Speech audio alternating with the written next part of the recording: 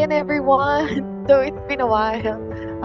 Medyo, lang tayo, Hello. no? Every week lang tayong nakakagawa ng or may opportunity to Mhm. do some recording for you guys. Pero, previous episodes natin, medyo maganda yung, no? Yung Yung feedback from people. So, dun sa mga listeners na nakinig dun sa specific yeah, episodes na yun, very mara much thank you thank you so all. much. Welcome again sa episode natin. Thank you sa lahat ng sa pagsuporta and hopefully panoorin niyo rin yung iba naming videos at pakinggan niyo rin yung ibang podcast. And if you have Tama. suggestions, Okay. just let us know kung may suggestions kayo na topic na gustong pag-usapan or any violent reactions. And, everyone's welcome. Okay. So again, para sa episode ng Hot Potato, but before we introduce the actual topic for today, disclaimer lang, so the views expressed in this segment or conversation is just me, Ati, and our other host. So sana, although hindi pa active yung other teammates namin supposedly, but don't take it against us or against them in terms of opinion. Yeah, Yeah, and go for ahead, Primo. yeah, and for the new listeners, pakilala ulit tayo. I'm Primo and from Supremo and my partner is Noel Hadi. You can call me Ati for short. so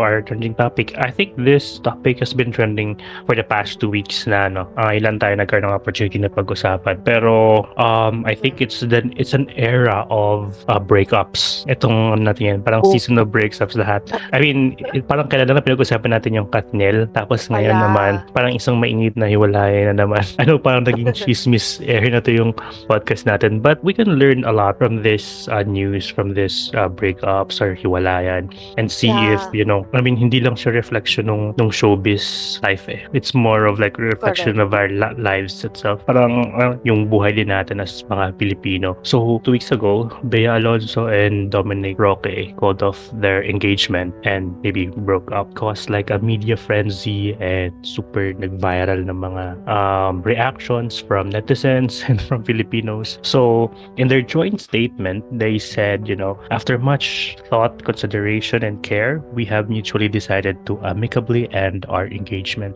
It was not an easy decision. We wanted to have more time to carefully deliberate and pray about it, but there had been many speculations, questions, and insults. Unfortunately, some even confirmed our breakup without our consent, and some created ridiculous stories that had no basis and were utterly false. So we felt we need to share this announcement with great sadness for the peace and mind of our families. So even before they officially broke up, I think marami na naging chismis. And of course, since chismis nga siya, 'di ba? Parang marites, maraming dagdag na kwento, maraming mga allegations, maraming mga parang sobrang cruel kasi ng mga rumors eh. Parang hindi mo naman na alam kung alin doon yung totoo, pa 'di ba? Pero sabi nga ni Taylor Swift, 'di ba? Parang the rumors are cruel but most of them are true. So Correct. we'll never know. Kaya dun sa nila, parang of course they also say that we kindly request to give us the privacy as we need as we navigate our future lives with respect, kindness, compassion, and dignity. Thank you for your understanding and support. So sa feel ko lang parang syempre these are official statement. It's very showbiz. Syempre hindi mo masasabi na sa kanila talaga nanggaling yun. Most of this were, sinulat lang din ng PR manager but we'll never know. Siguro broken-hearted yung mga fans nila as for Bea kasi syempre they want their idol to have like, a happy life. But then, kaya lang naman siya naging super viral kasi dahil dun sa mga juicy na mga chismis eh. Which is, alam natin kung totoo ba o hindi. Pero, we'll never know kasi mahirap magsalita eh. Interesting siya kasi basta parang ang daming topic Kaming na. Posaw. Oo, tsaka ang daming, it's not your usual breakup kasi. Usually, it's full of drama, sabi natin na parang ganon. Sobra. Oo. So, Sobra. yung pinakamainit at na pinag-usapan is yung prenup. Narinig mo ba yan? Ah, So I don't know kung ano yung parang ang sabi-sabi kasi is sa mga articles is more on or at least hindi siya article kasi it's not, hindi naman siya nasulat kasi hindi naman siya official. Pero according to mga marites in social media, na parang nag-require ata si Bea Alonso ng prenup kay Dominic Roque. So basically, Bea, we all know na she's one of the most successful showbiz royalties. Kaya I mean, bata pa lang tayo, Bea Alonso na yan. And then Dominic Roque, parang he's not on the same level. Sabi natin na parang ganun. totoo naman yun. The reality of their career Mm. life. Mm. Bea is already tagged as the queen of the industry while Dominic is just a mob. What a mob. Oo. So, syempre, parang makukumpara mo din yung level of their talent kasi sa tagal Bea sa industriya. Yung tenuity nilang nila sa industry. Tama ba? May English term ba na tenuity? I don't know, So, it's a word now. pero syempre mas tenure si Bea than si Mm. Dominic. Definitely alam mong magkaiba yung pay nila and all, Yeah. yung earnings nila. But, Yeah, they sige, say, go. yeah, you can't help who you fall for, diba? So, kahit sabihin mo na langit lupa sila, parang, syempre, at the end of the day, parang nagkagustuhan sila, and then ano, ng kasal, and then, for some weird reason, nagkaroon ng breakup. Maybe because of that prenuptial thing. So, hindi natin alam kung totoo yun or chismis lang. But, I think, given na of course, may pinaghirapan din naman si Bea. So, hindi siya, parang faulty na, reasonable siya. Oo. Pinagsabi din, Tapos, may chismis din na na parang si Dominic daw, nung naglabas sila ng kayamanan, marami daw siyang kayamanan. Like, may condo siya sa ganito, may lupain siya sa ganito, may mga bahay siya sa ganito, which is naging kaduda-duda nakaging kaduda-duda daw sa part ni Bea Alonzo na how could you have like a lot of properties? Hindi ka naman, sobrang sikat or wala ka namang negosyo or you didn't come from like a prominent family. Maybe that's not from Bea. Pero kasi may mga tao namang pumapasok sa showbiz para sa kayamanan eh. Kasi they already have it. So malay mo pure passion pala talaga yung yung pagiging artista Dominic Roque.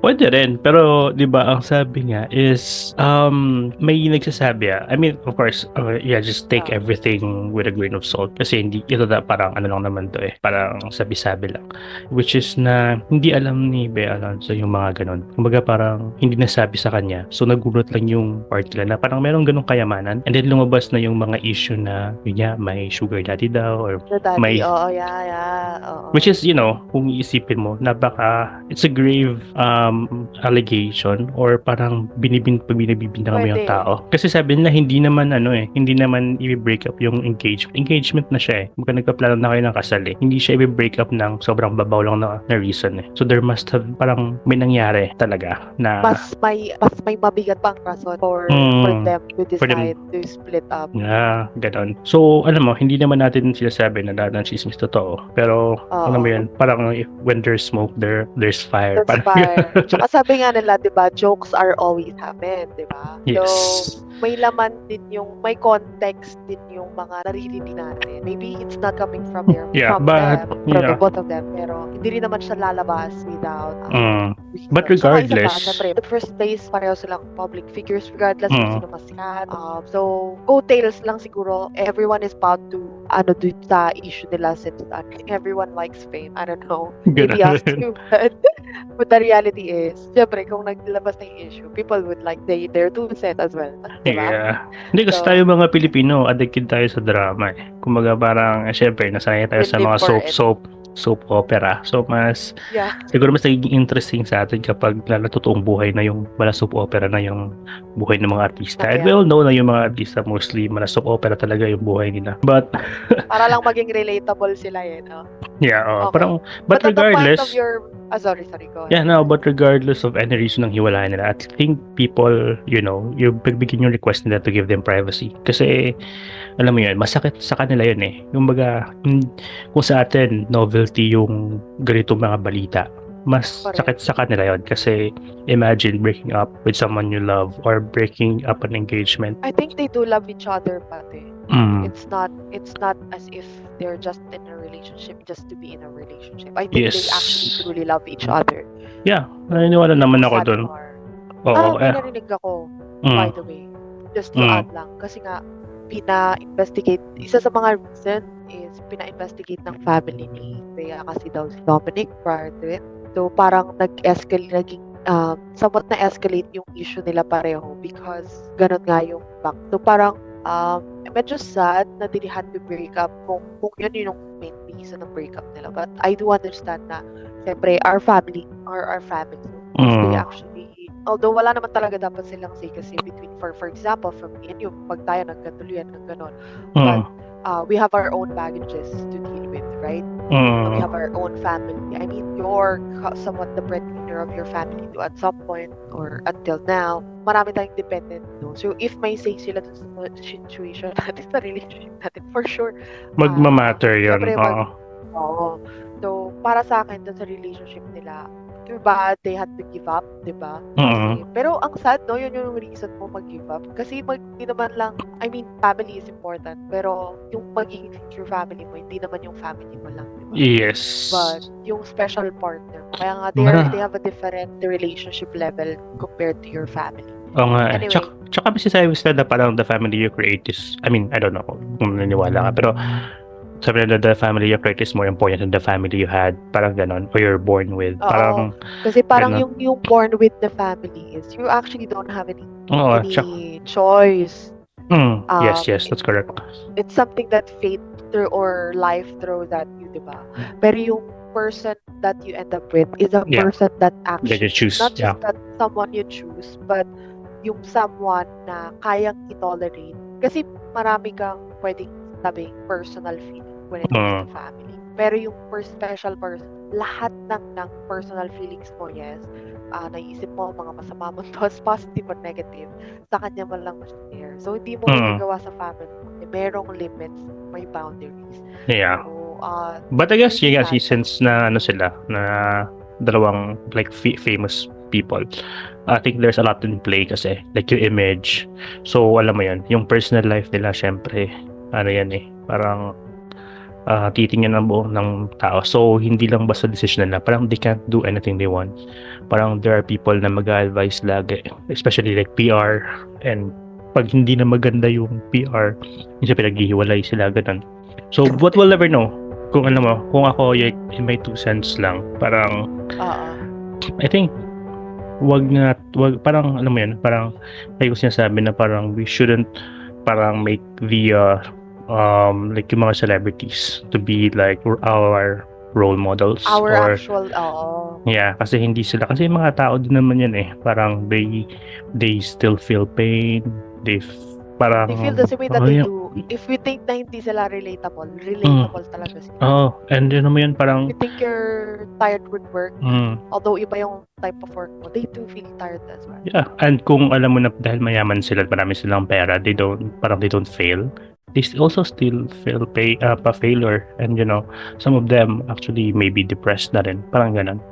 So correct, sa mga ganyang hiwalayan, it's normal. I think parang pinapalala ng mga tao yung, I think na talaga parang masamang ugali talaga ng Pinoy yung laging nakikichismis, nakikidrama na parang, alam mo yun, parang buhay nila yan I guess kung may consider na something toxic about society, there are a lot of positive characteristics or traits natin. But however, siguro if may yung negative, kasi nakasanayan natin our media, the media, social media, everything actually kind of nurtured or parang we're cultured this way.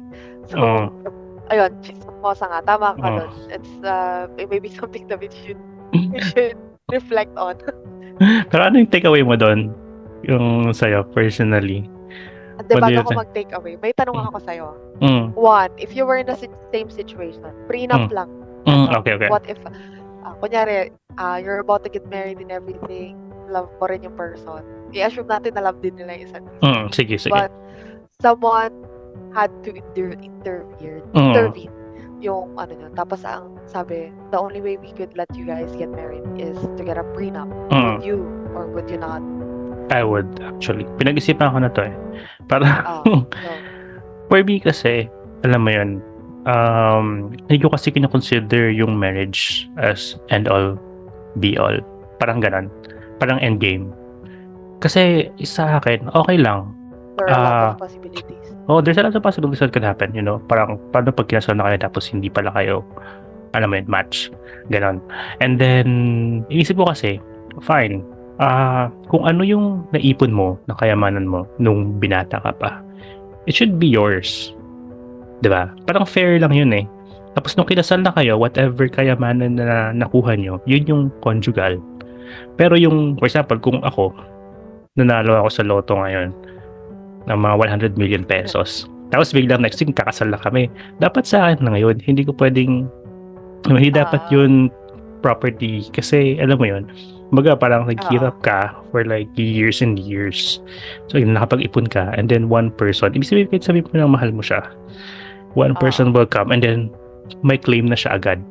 alam mo yun, to the point na parang after 1 year, pag hindi kayo nagkasundo, parang naghiwalay kayo. May-claim na siya dun sa pinag-ipunan mo Happy na for kayo. decades. Oo. For me, fair lang na Meron din. na meron. And then, ang ano lang, kasi ang nasa law kasi natin, nagiging common property ata yon yung inipon mo. Correct, Kung, tama. Tama. oo, inipon mo siya eh. Yung naintindihan ko. Oo. Tsaka maraming tumulong sa'yo on the way, like yung family mo and stuff. And then, for example, naging successful ka, nagkaroon ka na nakabili ka na ng mga properties mo even before you get married. Tapos biglang may darating lang na isang tao. Kahit sabihin mo ng mahal mo siya or you promise to love her or him for the rest of your life.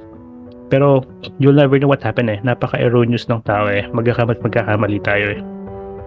So, yeah, ako siguro magpapa-prenup ako kung marami akong pera. Just to let her, parang sabihin ko lang na okay, kung ano yung nakuha mong kayamanan nung single ka pa, sa'yo na yun. Kung ano yung sa akin na yun. Pag kinasal na tayo, kung ano yung makukuha nating pera, yun yung magiging conjugal. And I think that's fair for me. And kung mayroon man akong mapapangasawa na medyo mayaman, tapos sinabi niya sa akin na, I think it's fair. I would understand actually.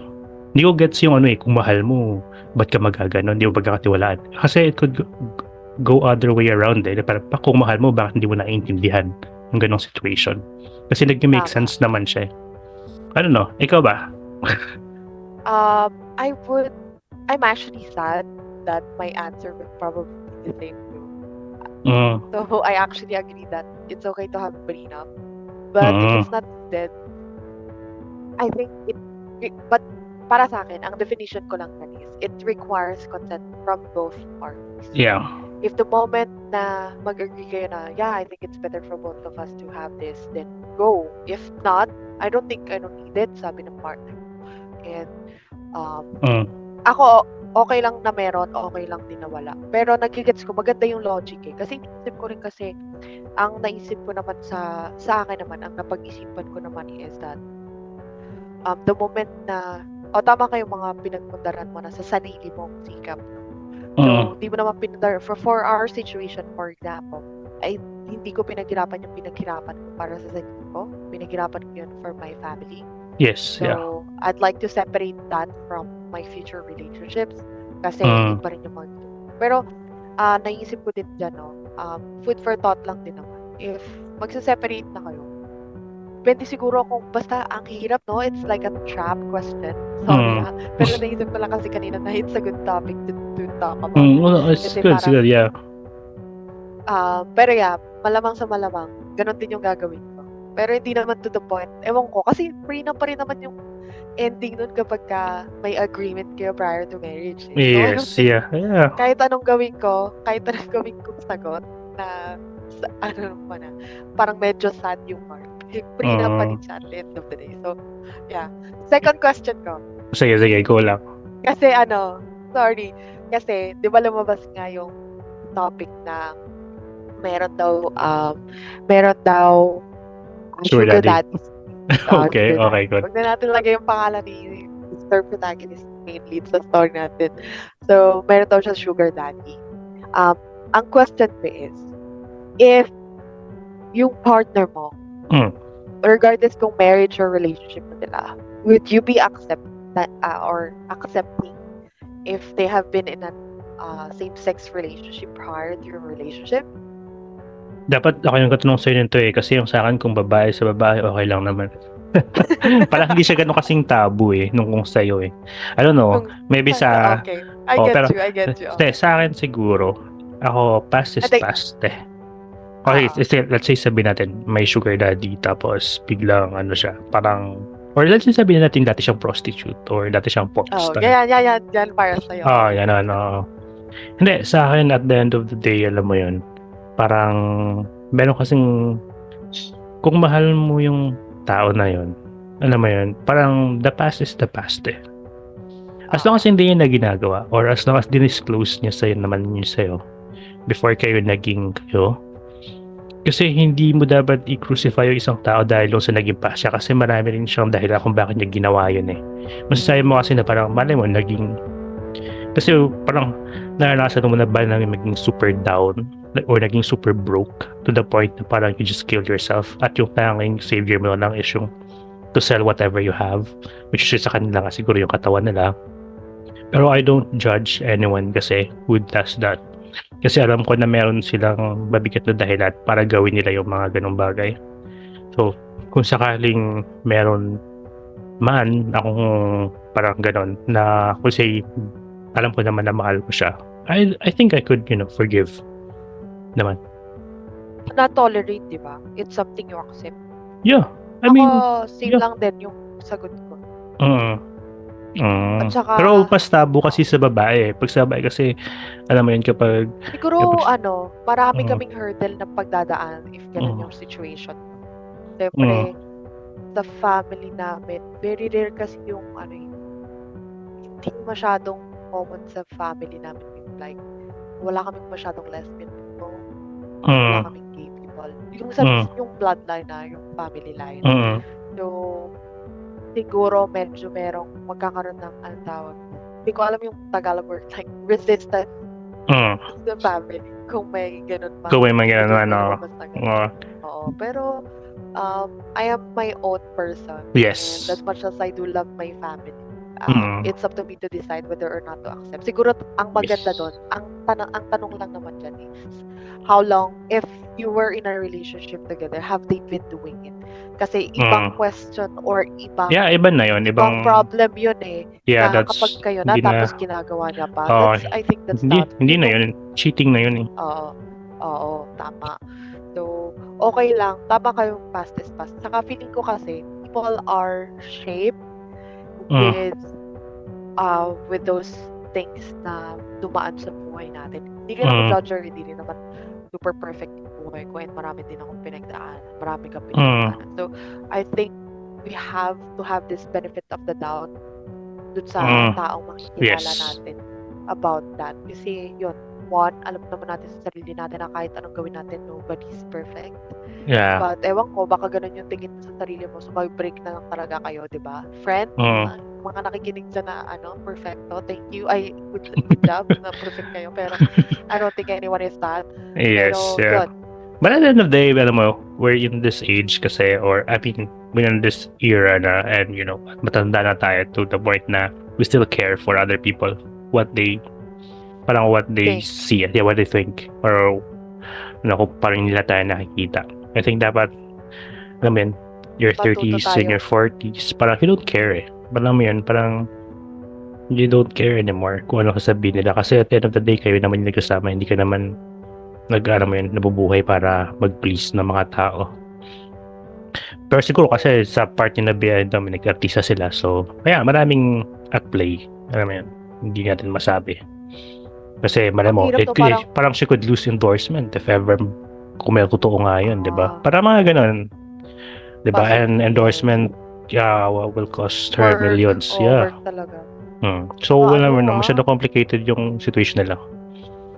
Yung para kay Bea kasi, nagigets ko na talagang importante kasi yung medyo malinis malinis talaga yung public image mo eh. Unfortunately, that's pero ang sad na kasi feel ko sa story nila talaga na parang the way I see it na star-crossed lovers. Wow, nice. Kasi magkaiba. Kasi di ba magkaiba kasi talaga. So, totoo. And then they met each other, they fell in love with each other. Tapos nandito tayo to the point na marriage. Tapos napaka-safe nila dun sa relationship nila before. And then they finally decided to may settle down na relationship nila. Tapos ganun na nangyari dahil dito. So, medyo sad yung breakup. I'm sure they're so heartbroken about it. So, ayun. Nakita ko na sa ibang mga news na parang clingy si Dome. I think, hindi sa pera. Hindi ko pinag-iisipan ng masama. But it's easier for Dom to take what is, ano yung gusto niya than Bea. Kasi mas complicated mag-isip yung babae. So, yung lalaki, if kaya pa kitang habulin, may nakikita pa akong pag-asa, I would go for it. Pero, I mean, between female and males, as far as I know, na-observe ko, is yung lalaki, lalaban pa yan. Pero pag na moment na nag-stop na siya, tapos na yun. Wala ka na talaga. Yeah, totoo. Totoo yan. Siguro kay Bea, if if pinag-iisipan niya, be clear about it. Okay lang naman na mag-isip siya. I think at this point, ito yung mga situation na kailangan ng lalaki na out loud mo siyang sasabihin sa kanya na, hey, I really need to think about it. Give me this time. I know it's not measurable or give me a year. Sabihin mo na a year is very, very long. But if that is what you need para mag-isip kung ano yung magiging final decision niyo about the two of you, then that's good. Pero bigyan niyo rin ng option that isa na. Like, hindi rin kita kayang hintayin ng 1 year kasi I may also fall in love with another person while waiting for you to decide kung mag-go on tayo or no. Humaba na tayo yung point of Hindi, view. But yeah, okay lang. Maganda yung mga I think- sinasabi mo. Oo. Parang, alam mo. Yeah, go baka may ahead. pag-asa pa sila magkatulungan. Kaya nga yung sa akin lang, will never know eh. Kasi this is, alam mo, may sarili silang buhay and they ask for privacy. So, alam mo yun, siguro yung maganda lang na gawin natin is just to give them that, respect and privacy. Kasi, Yun ang lalanin support na natin, mabibigay natin. lalanin tayo na parang tao rin sila. Alam mo yun, kung ano yung mga chismis, tsaka ano yung mga sinasabi natin sa social media, it could hurt them. Tsaka alam mo yun na, ganda ng topic natin ngayon. Ang dami nating kapag deep dive tayo So, okay. Pero, yeah. Maraming salamat kung umabot Nabigyan ka. na natin yung takeaway natin. Yeah. Kung umabot ka dito, kung umabot ka sa ending, maraming salamat sa pakikinig. And, if you have your own thoughts, pwede ka namang mag-comment. And pwede naman kayong mag-send sa amin ng email or anything. And thank you again. See you again the next topic. Again, I'm Primo. And my partner is... I'm Adi. And thank you. We are the faceless ones. Thank you. Bye-bye.